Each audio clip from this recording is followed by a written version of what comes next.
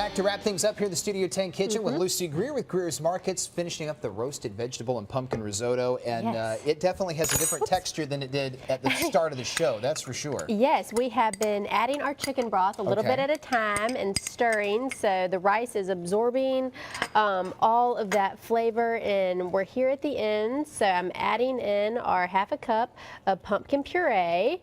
And if you wouldn't mind stirring that for me, actually. You mean I get to do what Chastity does? Yes, Chastity's so good, but since she's on vacation, we'll let you get in there. This is amazing. I don't think I can do it as good as she did, but I'm going to try, Lucy. You're doing good. Thank you. So now we're adding in our roasted vegetables. We roasted zucchini and mushrooms and fresh green beans, and then I added in the grape tomatoes at the end because, of course, they just took a second to cook. And then the last finishing touch will be our half a cup of Parmesan cheese.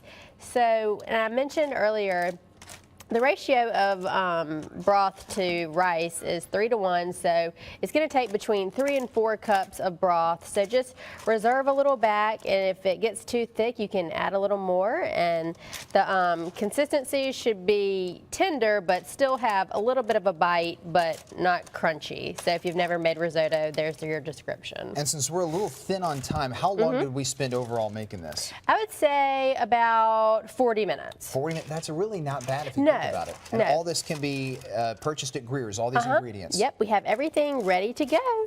Locations all over the Gulf Coast, which of course we're going to have on our website, fox10tv.com, under the Studio 10 tab. Lucy, this thing is just getting better by the minute.